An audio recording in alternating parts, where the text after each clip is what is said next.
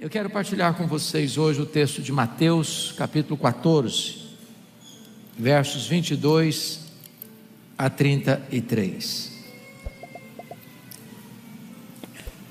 Mateus 14,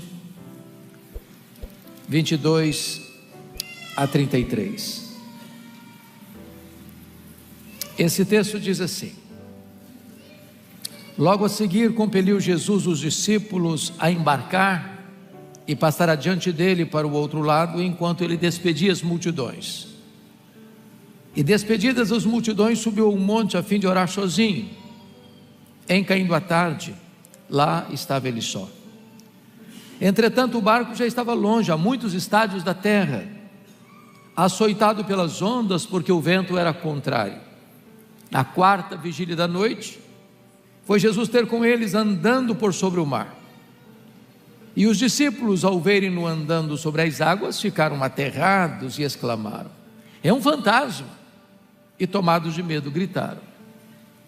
Mas Jesus imediatamente lhes disse: tende bom ânimo, sou eu, não temais. Respondendo-lhe Pedro, disse: se és tu, Senhor, manda-me ir ter contigo por sobre as águas. E ele disse: vem. E Pedro, descendo do barco, andou por sobre as águas e foi ter com Jesus. Reparando, porém, na força do vento, teve medo, e começando a submergir, gritou: salva-me, Senhor! E prontamente Jesus, estendendo a mão, tomou e lhe disse: homem de pequena fé, por que duvidaste? Subindo ambos para o barco, cessou o vento. E os que estavam no barco o adoraram, dizendo: verdadeiramente és filho de Deus. Amém.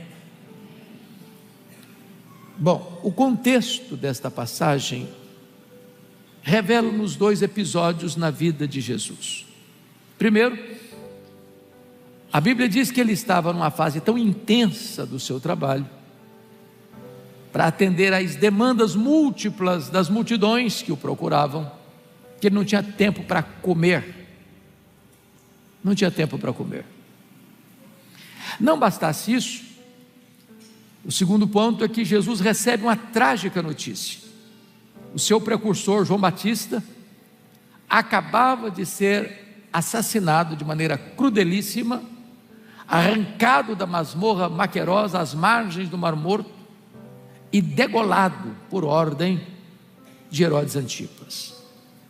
Diante desses dois fatos, diz a Bíblia que Jesus toma uma decisão: sair com seus discípulos para um lugar ermo, para um tempo de descanso. Diríamos hoje, para uns dias de férias. Férias não é luxo, é necessidade. Mas houve um furo de imprensa, a notícia vazou. E quando eles chegam no local, diz a Bíblia que a multidão já estava lá, aguardando Jesus.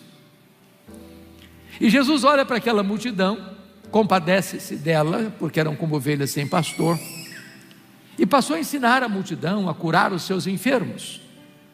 Quando o dia já estava prestes a declinar-se, os discípulos, do topo da sua pretensa sabedoria, sentiram-se no direito de dar conselhos a Jesus. E eles chegaram para Jesus e disseram: mestre, tem muita gente aqui. Eram 5.000 homens, além de mulheres e crianças, em torno de umas 12.000 pessoas. O dia está ficando tarde, a noite vai chegar. Esse lugar é ermo.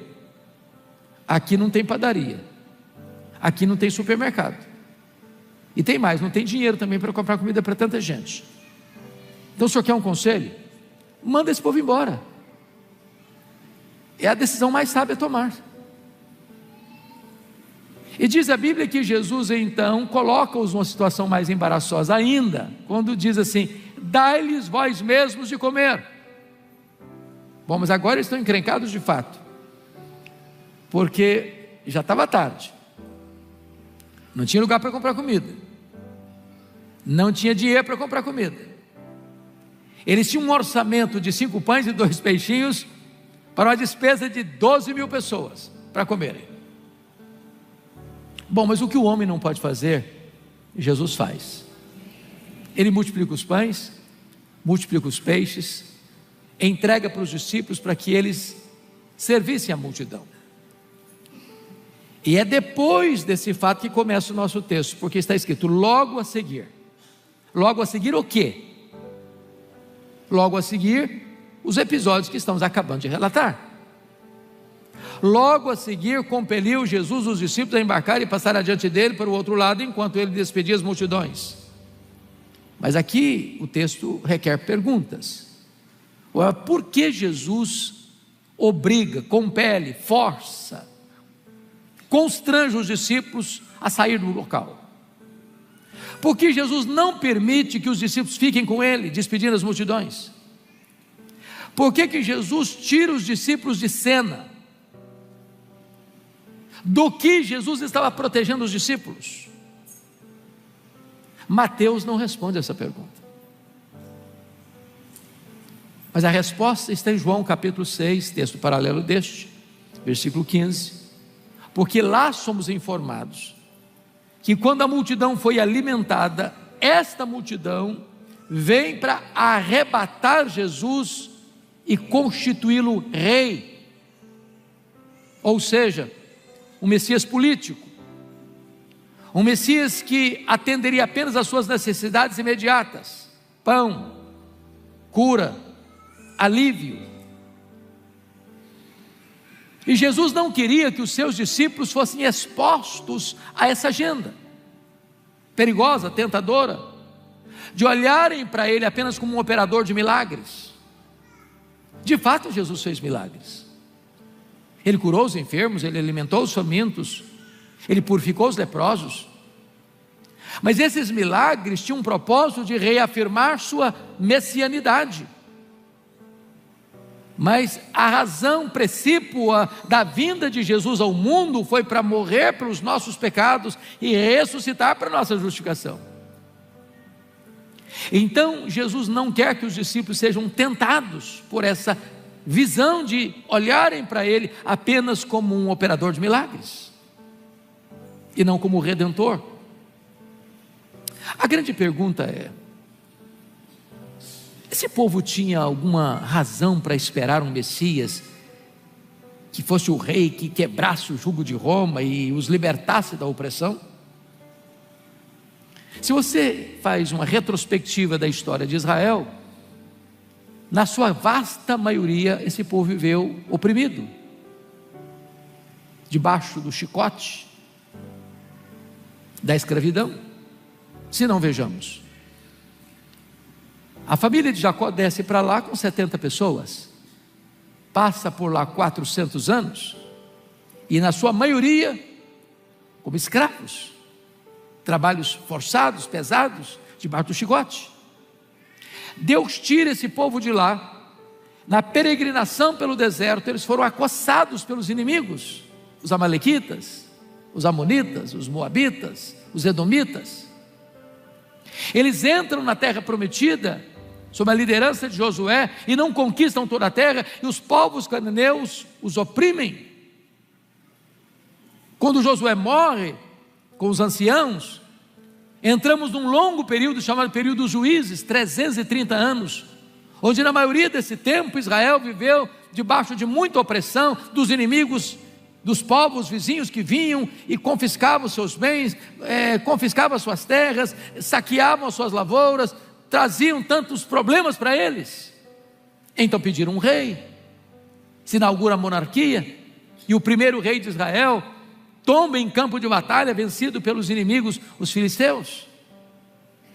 Depois da morte de Salomão em 931 a.C., por inabilidade política do seu filho e sucessor Roboão, o reino de Israel é rasgado, e 10 das 12 tribos seguem a liderança cismática de Jeroboão I, que teve 19 reis, 8 dinastias, 209 anos, até 722, na maioria desse tempo oprimido pelos inimigos. E a Síria vem e leva o povo para uma escravidão, para um cativeiro. As duas tribos do sul, Judá, prevalecem um pouco mais, porque tem reis piedosos também governando.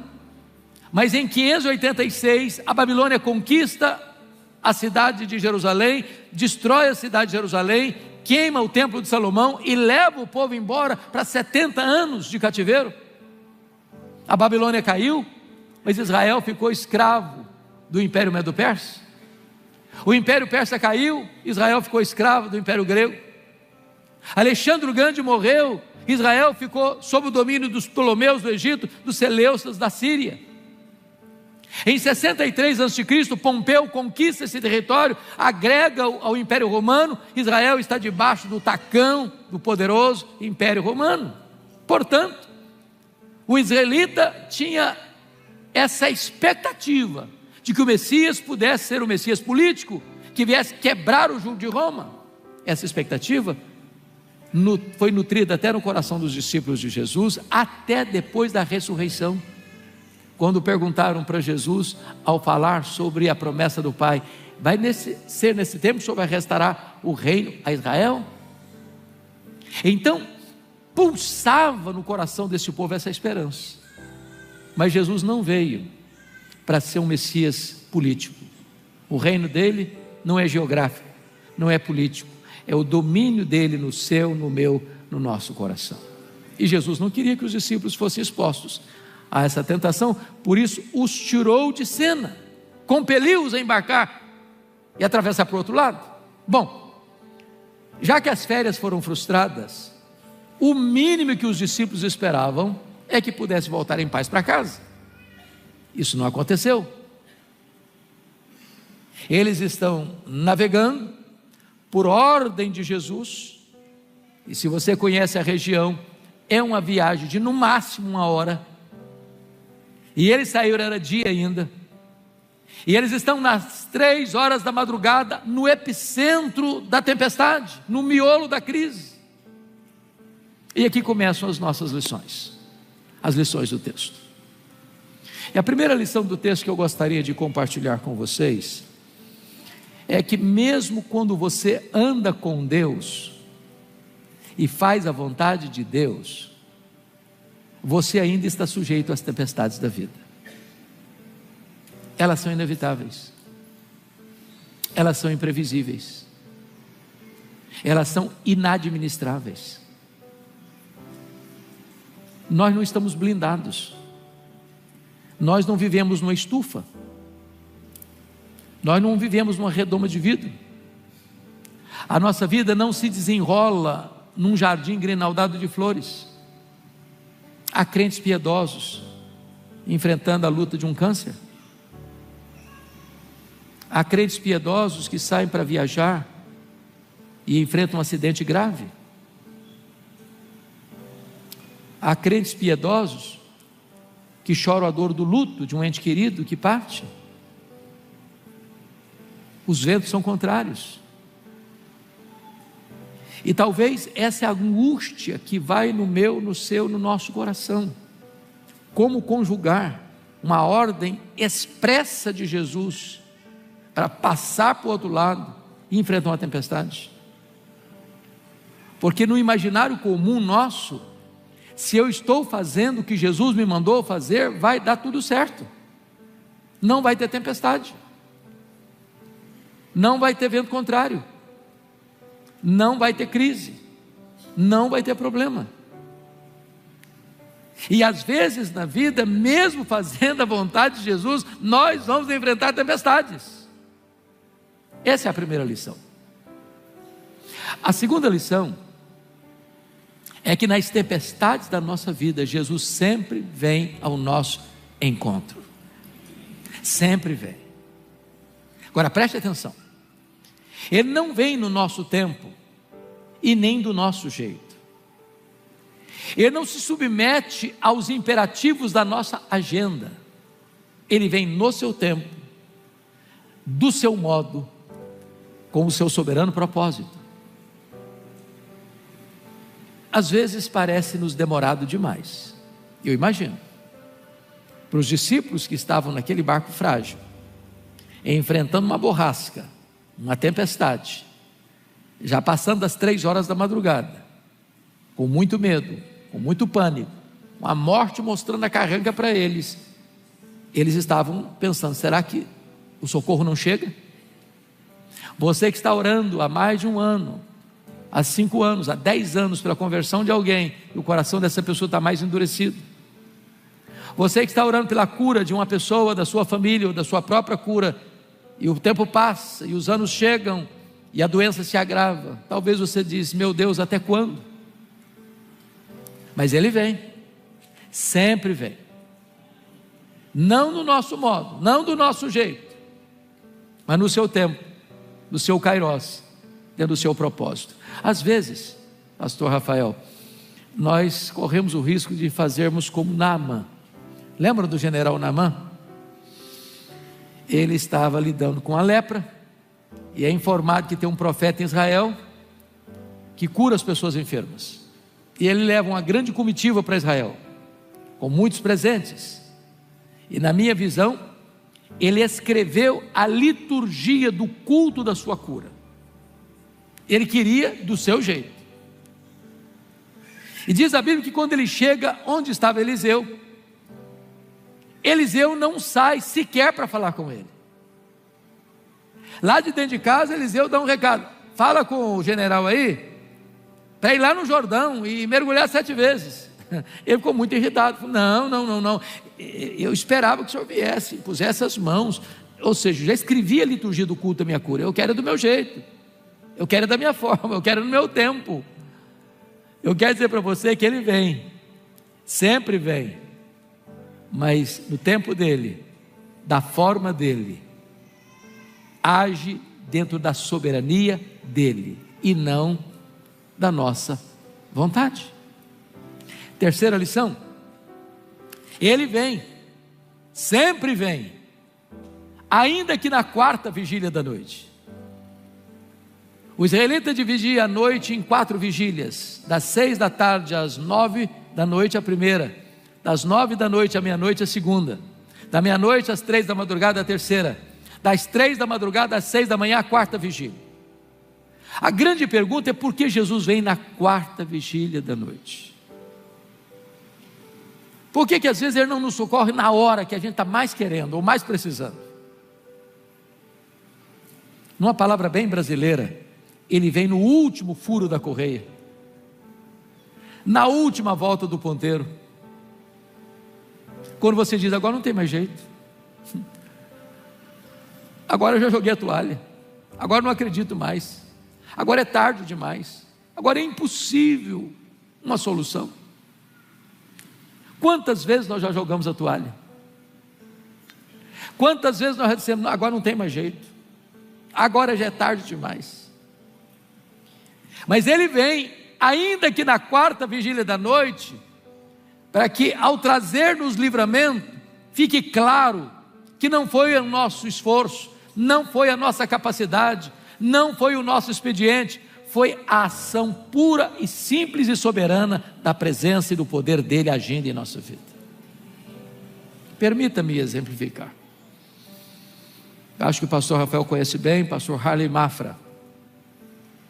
Eu estava pregando em Feira de Santana há 2 meses, e ele estava lá comigo, como um dos preletores.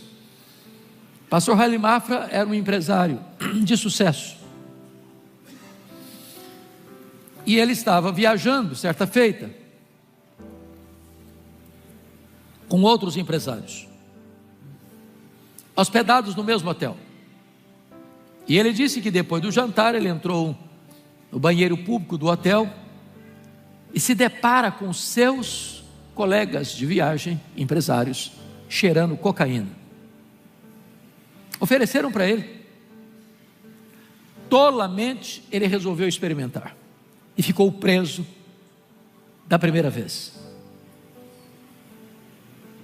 A vida foi se deturpando, o casamento foi virando uma guerra, a vida financeira foi derretendo, o casamento foi ficando mais e mais conflituoso. Ele não suportava mais tanta crise, tanta dor, tanto sofrimento. Então ele toma uma decisão, arruma as malas e diz para a família: eu vou fazer uma viagem. E a viagem que Harley Mafra fez foi para dentro das ruas de São Paulo, para viver como mendigo, debaixo de viadutos e pontes e marquises, completamente arruinado pela cocaína e pelo crack. 7 anos. 7 anos. O lugar que ele mais gostava de ficar era debaixo da marquise da primeira igreja batista de São Paulo. Um dia, de madrugada, ele atravessava uma ponte em São Paulo, e uma senhora da Assembleia de Deus retornava de uma vigília de oração, encontra com ele, olha para ele e diz: ou você entrega a sua vida a Jesus, ou você morre. A família que nunca tinha desistido dele, e uma filha que nunca cansou de procurá-lo pelas noites e madrugadas de São Paulo. Quando ele atravessa a ponte e entra numa praça, a menina, sua filha, passa de carro em frente à praça, olha, observa, torna a olhar, reconhece, é o papai. Sai do carro, abraça o mulambento, sujo, mal cheiroso, põe no carro. 7 anos de luta em clínicas de recuperação, e Deus restituiu a Harley Mafra a sua sanidade mental, a sua saúde física, o seu casamento, a sua família, as suas finanças, e a igreja que ele dormia debaixo da marquise, hoje ele é um dos pastores dessa igreja. Jesus chegou na 4ª vigília da noite na sua vida e o restaurou, porque para Jesus não tem causa perdida, para Jesus não tem vida irrecuperável, para Jesus não tem casamento sem solução, para Jesus não tem pecado que Ele não possa perdoar. Jesus pode todas as coisas, e Ele chega, ainda que na 4ª vigília da noite. Mas em quarto lugar, Jesus sempre vem, e quando Ele vem também andando sobre o mar. Ele não vem de uma maneira convencional. E por que ele vem andando sobre o mar? Ele vem andando sobre o mar porque o mar era exatamente aquilo que ameaçava os discípulos. As ondas chicoteavam o barco frágil dos discípulos. Era aquilo que ameaçava os discípulos, era aquilo que era maior que os discípulos. Ele vem andando sobre o mar para dizer o seguinte: o que é maior que você está literalmente debaixo dos meus pés. Aquilo que ameaça você está debaixo dos meus pés. Aquilo que você não consegue resolver está debaixo dos meus pés. Aquilo que conspira contra você está debaixo dos meus pés. Eu sou maior do que os seus problemas. Jesus está aqui hoje. E talvez você esteja enfrentando uma grande tempestade. Talvez você tenha sido vencido por esses ventos contrários, por essas ondas revoltas. Talvez você já perdeu o rumo da vida. Talvez o seu barco já não segue mais o seu comando. Mas Jesus acaba de chegar na sua história, ainda que na 4ª vigília da noite. E hoje Ele chega pisando em cima dos seus problemas, porque Ele é maior que os seus problemas. Ele sempre vem. E quando Ele vem também para clarear a nossa mente confusa. Porque notem, devia ser uma noite muito escura, e de repente um relâmpago abre um facho de luz na escuridão da noite, e eles olham e enxergam uma cena estranha, inusitada, alguém caminhando sobre as águas, e eles concluem logo: é um fantasma. Uai, mas aqueles homens eram crentes e ainda acreditavam em fantasmas? Pasmem vocês, há crentes que ainda hoje acreditam em fantasmas. Há crentes que ainda hoje não saem de casa sem ler o horóscopo. A pergunta é: por que aqueles homens acreditavam em fantasmas? Vejam vocês que aqueles discípulos, exceto Judas Iscariotes, que era lá do sul da Judéia, todos os outros eram galileus, lá do norte. A Galileia naquela época era a região mais povoada, tinham 204 pequenas cidades e aldeias, cercada de povos gentílicos, de povos pagãos, e inclusive era chamada de Galileia dos gentios. E aqueles povos eram povos místicos, acreditavam em tantas crendices. Tanta é verdade, que em Mateus 16, logo a seguir ao nosso texto, Jesus está lá no extremo norte da Galileia, lá nas fraldas do Monte Hermon, lá em Bânias, onde nasce o Rio Jordão. E Jesus ali faz uma enquete com os seus discípulos, perguntando assim: quem dizem os homens ser o Filho do Homem? E eles responderam: Senhor, uns dizem que tu és João Batista, outros dizem que tu és Elias, outros dizem que tu és Jeremias, outros dizem que tu és alguns dos profetas. Mas para um pouquinho. O João Batista já está morto. O Elias não morreu, mas foi arrebatado aos céus. O Jeremias já está morto. Os outros profetas de Deus também já estão mortos. Ué, mas como dizer que Jesus, que está aqui vivo, foi alguma daquelas pessoas que já morreram? Que negócio é esse? É que já naquela época se acreditava no que se chama de metempsicose, de transmigração das almas, mais conhecido por nós de reencarnação. Então, eles estavam influenciados ainda por essa cultura sincrética, por esse misticismo tosco. Agora preste atenção nisso. Quando a teologia está errada, ela produz tormento, desassossego, confusão, perturbação. O que traz paz e o que liberta é a verdade. Conhecereis a verdade e a verdade vos libertará. Jesus vem para dissipar as trevas da mente, para clarear o coração, para trazer a verdade num mar de confusão. Ele sempre vem, sempre vem. Mas ainda, o Senhor Jesus vem para acalmar o coração, porque Ele disse para os discípulos assim: tende bom ânimo, sou eu, não temais. É curioso que há dois relatos de tempestades nos evangelhos. O primeiro deles em Marcos 4, 35 a 41, e o segundo, esse aqui que estamos considerando.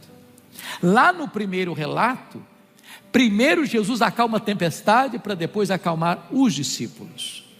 Aqui, Jesus primeiro acalma os discípulos para depois acalmar a tempestade. A pergunta é: por que Jesus mudou de metodologia? É porque Jesus sabe que às vezes o nosso problema mais terrível está fora de nós, e Ele sabe que às vezes o nosso terrível problema está dentro de nós. Tem hora que a tempestade mais perigosa não está lá fora, está aqui dentro. E Jesus está aqui nesta noite, e Ele conhece a sua tempestade fora, e Ele conhece a sua tempestade de dentro. Ele conhece as circunstâncias, Ele conhece os sentimentos, e Ele está aqui hoje para acalmar o seu coração. A tempestade de fora e a tempestade de dentro, oferecendo-nos o mais completo e eficaz remédio para lidar com o nosso medo. Porque você não lida com medo vitoriosamente, nem com a sua força física, nem com o seu vigor intelectual, nem com o seu poder econômico, nem com a sua influência política ou social. O único antídoto que pode trazer segurança para você na hora do pânico e do medo é a consciência de que Jesus está presente com você. Ainda que eu ande pelo vale da sombra da morte, não temerei mal nenhum, porque tu estás comigo. Ele sempre vem, sempre vem, mas Ele vem também para levantar o caído, para tirar do buraco da morte aquele que está naufragando. E eu fico impressionado com Pedro, porque alguém censura Pedro, e não deveríamos censurar não, porque de todos aqueles que estavam no barco, o único que teve coragem e fé para dizer para Jesus: se és tu, Senhor, manda-me ir ter contigo por sobre as águas. E Jesus respondeu: pode vir, Pedrão, pode vir. E o Pedro pula naquelas ondas revoltas, naquele mar agitado. E que experiência incrível! De repente aquela massa líquida debaixo dos seus pés vira terra firme, e ele caminha sobranceiro, firme, resoluto, olhando para Jesus, quando de repente, reparando na força do vento, teve medo e começou a afundar. Não censure Pedro, não. Pedro está aqui nesta noite. Ele não está entre nós, não. Ele mora debaixo da nossa pele. O coração dele bate em nosso peito. O sangue dele corre em nossas veias. Nós somos Pedro. Admitamos. Quantas vezes, nas horas mais escuras da nossa vida, nós já não tiramos os olhos de Jesus. Senhor, eu não vou aguentar. Senhor, eu não vou conseguir. Senhor, eu estou afundando. Senhor, eu vou jogar a toalha. Não dá mais. Permita-me dizer isso: os seus problemas sempre serão maiores do que você. Se você tirar os olhos de Jesus, você afunda. Você não está de pé porque você é forte. Não é dos fortes a vitória, nem dos que correm melhor, mas dos que esperam no Senhor. Não tire os seus olhos de Jesus. Mas o que me encanta em Pedro novamente é que ele não tenta resolver o problema por si mesmo. Ele gritou de imediato: salva-me, Senhor. E agora Jesus não diz para ele: meu filho, amanhã, na quarta vigília da noite, eu venho aqui te socorrer. Tem hora que o socorro tem que ser na hora. Prontamente Jesus estendeu a mão, o tirou das gargantas da morte, deu-lhe uma tapinha de luva com muita sensibilidade. Homem de pequena fé, por que duvidaste? O problema não era a fúria do mar, era a dúvida. O problema não era o vento, era a incredulidade. Jesus disse: se creres, verás a glória de Deus. Bom, o texto diz que subindo ambos para o barco, cessou o vento. Jesus acalma o coração e ele acalma a circunstância. Eu não sei que tipo de tempestade você está lidando hoje, mas eu sei que Jesus pode estancar as suas lágrimas, pôr um ponto final na sua dor, interromper a sua tempestade e trazer um tempo de bonança para a sua vida. Mateus, mais uma vez, não nos dá essa informação, mas João 6:21 nos diz que quando eles entraram no barco, eles chegaram ao seu destino. E o destino que você e eu vamos chegar não é um cais, não é um porto. A vida é comparada a uma viagem, e John Bunyan grafou isso muito bem no livro Peregrino. Aqui enfrentamos, nessa jornada da terra ao céu, desertos tórridos, mares revoltos, pântanos lodacentos, pinguelas estreitas, muitos inimigos nos espreitando, mas nós chegaremos ao nosso destino. Salmo 84 diz que nós vamos indo de força em força, e cada um comparecerá diante de Deus em Sião. O Salmo 73 diz que o Senhor nos segura pela sua mão direita, nos guia com o seu conselho eterno e nos recebe na glória.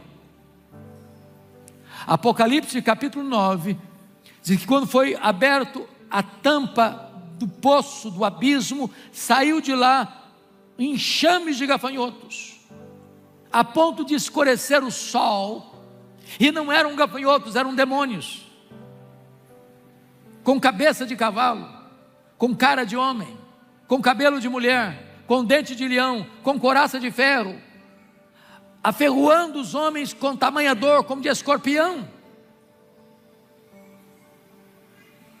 Agora notem, o que significa isso? São símbolos. Cabeça de cavalo, que o cavalo era a maior máquina de guerra da época. Cara de homem significa inteligência. Cabelo de mulher, referindo-se aos cultos pagãos, as mulheres soltavam os cabelos e dançavam alucinadamente em rituais sensuais, sensualidade. Dente de leão, destruição. Couraça de ferro, esses seres malignos não podem ser vencidos com armas convencionais.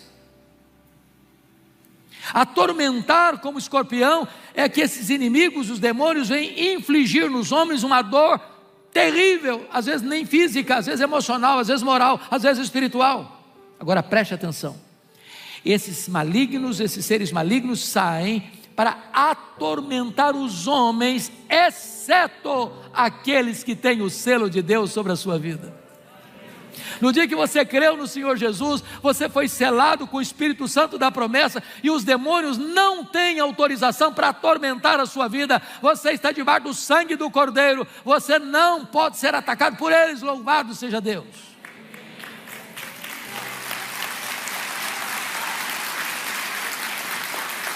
Apocalipse capítulo 13 diz que o mundo inteiro, as nações e os povos vão adorar o anticristo. Preste atenção nisso, todas as nações, todos os povos vão adorar o anticristo, exceto aqueles cujos nomes estão escritos no livro da vida do Cordeiro.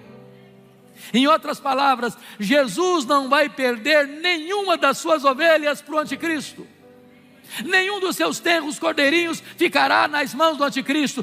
Todos aqueles que creram em Jesus, todos aqueles que foram lavados no sangue do Cordeiro, todos aqueles que estão protegidos pelo Senhor, cujo nome estão escritos no livro da vida, todos eles estarão salvos e seguros nos braços do divino pastor, e dos braços do divino pastor ninguém pode arrebatar você. Nós todos chegaremos ao nosso destino, e a nossa pátria, como cantamos aqui, é o céu. O nosso lar é o céu, e é para lá que estamos indo. Bom, e eu quero encerrar levando vocês ao último versículo do texto, versículo 33. E esse texto, pastor Rafael, enseja-nos talvez a pergunta mais recorrente da teologia e da filosofia. E a pergunta é esta: se Deus nos ama, por que sofremos? Convenhamos, não seria muito mais fácil uma viagem todinha tranquila, sem vento contrário, sem tempestade? Não seria muito mais fácil um voo com céu azul, sem turbulência? Por que temos que enfrentar tempestades? E esse texto nos responde de duas maneiras. Quando eles entraram no barco, cessou o vento, e diz a Bíblia que os seus discípulos o adoraram. Leia a Bíblia atentamente e você verá que sempre que alguém adora, esse alguém está prostrado. Não dá para ficar de narizinho empinado na presença de Deus. Sabe qual é o seu problema? Sabe qual é o meu problema? Sabe qual é o nosso problema? Nós temos a nuca muito dura, muito engessada, muito rígida. A Bíblia chama isso de dura cerviz. Mais pessoas se quebrantaram diante de Deus na tempestade do que na bonança. Mais pessoas se chegaram a Deus na doença do que na saúde. Mais pessoas reconheceram a grandeza de Deus, digno de ser adorado, na adversidade do que na prosperidade. Conforme diz o profeta Naum, às vezes Deus faz da própria tempestade o caminho de acesso ao nosso coração. Então, as tempestades são pedagógicas. Elas não vêm para nos destruir, elas vêm para tonificar as musculaturas da nossa alma. Elas não vêm para nos reprovar, elas vêm para nos provar e nos aprovar. Elas vêm para que você reconheça Deus como o único Deus vivo e verdadeiro, para você se prostrar e adorá-lo. Mas em segundo lugar, sabe por que Deus permite tempestade? O texto termina dizendo que os discípulos disseram assim: verdadeiramente és filho de Deus. Ora, mas aqueles discípulos já sabiam disso. Eles já sabiam disso. Eles já tinham visto tantas vezes Jesus fazer milagres na vida de tanta gente. Eles viram Jesus curar os coxos, eles viram Jesus dar vista aos cegos, eles viram Jesus dar voz aos mudos, eles viram Jesus dar audição aos surdos, eles viram Jesus purificando os leprosos. Jesus fez milagres provando a sua divindade. Mas agora Jesus fez na vida deles, na vida deles, na vida deles. E eles dizem: verdadeiramente és filho de Deus. Qual o propósito aqui? O propósito é que Deus não quer que você tenha uma fé de segunda mão. Deus quer que você tenha a sua própria experiência com Ele. Permita-me ilustrar e eu encerro.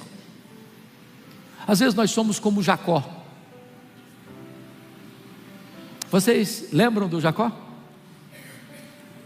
Traiu o irmão, enganou o pai, teve que fugir de casa às pressas, porque o irmão tinha o jurado de morte.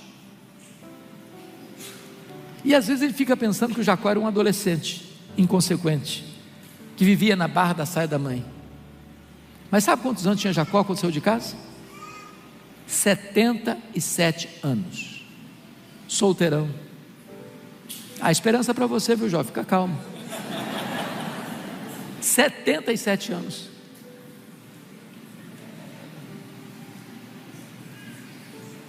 Para quem viveu 147, é o mesmo caso do camarada morrer com 80 e aos 40 está solteiro ainda.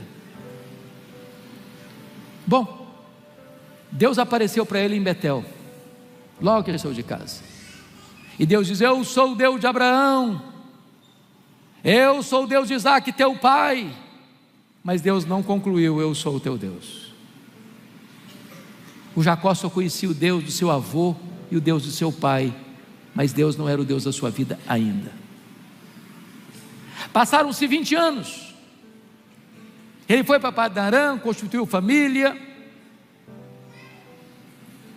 Agora, aos 97 anos, ele retorna de lá. Vai passar o val do Jaboque e Deus entra em luta com ele. Ele mede força com força, poder com poder, destreza com destreza. Ele não quer ceder. Então sabe o que acontece? Deus o fere e o deixa aleijado, para não perdê-lo para sempre. E agora o Jacó se agarra ao Senhor e diz: eu não te deixarei se tu não me abençoares. Que bênção você está falando? Dinheiro? Eu já tenho, ele é rico. Que bênção você está querendo? Família? Não, eu já tenho uma família numerosa. Que bênção você está precisando? É de uma nova vida, é de uma experiência real e pessoal com Deus. E ali a Bíblia diz que ele viu a Deus face a face, e a sua vida foi salva. E a partir de Jaboque, Deus se revela para o mundo como Deus de Abraão, como Deus de Isaac, como Deus de Jacó. Agora Jacó não crê apenas no Deus do seu avô e de seu pai, agora ele tem a sua própria experiência com Deus. Talvez você está aqui hoje, você foi criado na igreja, você conhece o Evangelho desde a infância.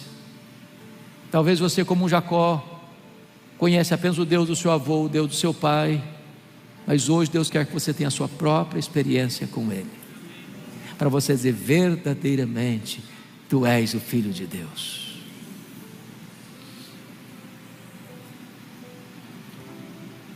Pastor Rafael tem acompanhado a nossa família, e nós temos vivido dias difíceis, já há 90 dias, com o nosso netinho, que nasceu com precocidade extrema, já passou por 3 cirurgias de grande peso, por 3 vezes os médicos já jogaram a toalha. Reuniu a família e disse: olha, se vocês creem em Deus e na oração, orem, porque não tem o que fazer mais. Segundo o médico disse essa semana para um avô materno, ele já esteve a 1 centímetro da morte 3 vezes. Passamos às vezes madrugadas em lágrimas, problemas insolúveis, mas ontem saiu do CTI e foi para o quarto, e nós estamos cheios de esperança de que Deus vai nos devolver essa criança.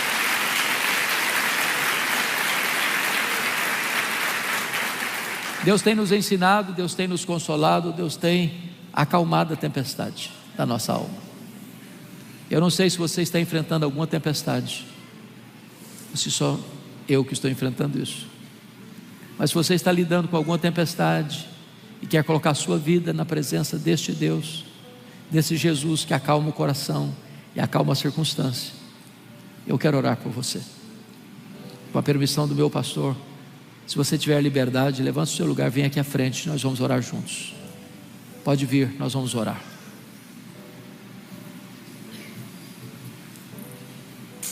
O Senhor que acalma a tempestade chega aqui nesta noite.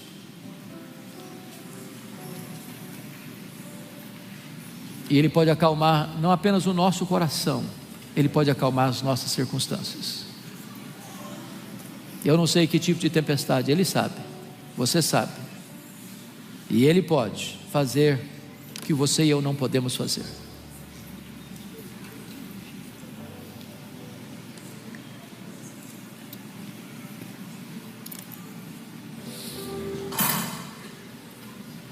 Deus está neste lugar, irmãos, porque Ele é o mesmo ontem, hoje, para sempre o mesmo. Ele tem o mesmo poder, a mesma autoridade.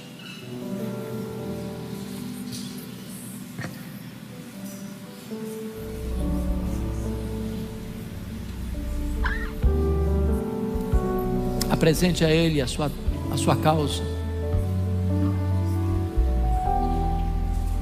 Talvez você tenha um diagnóstico difícil, mas Jesus pode reverter isso. Talvez você está numa luta no seu casamento e Jesus pode restaurar isso. Talvez você lida com angústia na alma, um problema se arrasta há anos. Já é a 4ª vigília da noite na sua história e Jesus pode acabar de chegar na sua história. Ah, Senhor, nós estamos na Tua presença e nós cremos que não existe acaso, existe propósito. Se estamos lidando com a tempestade é porque Tu tens um propósito. E o que nós te pedimos, Deus, é que Tu venhas nesta noite acalmar o nosso coração,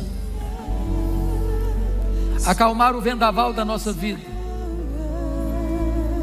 a conduzir-nos em segurança ao nosso destino, a dar-nos uma experiência mais profunda contigo. Portanto, abra os olhos do nosso coração nesta noite, toca a nossa vida nesta noite, glorifica o Teu nome aqui nesta noite. Que haja salvação nesta casa, que haja libertação nesta casa, que haja cura nesta casa. Tu és o Deus de milagres, Tu és o Deus de promessas. Manifesta o Teu poder nesta noite, neste lugar. Que o nosso coração se renda e Te adore, que os nossos lábios se abram para proclamar a Tua grandeza e a Tua majestade.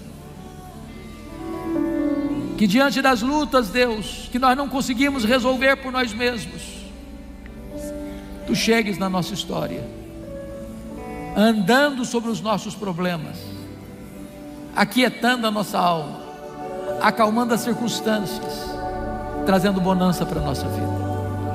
Visita cada coração aqui presente, restaura a nossa sorte.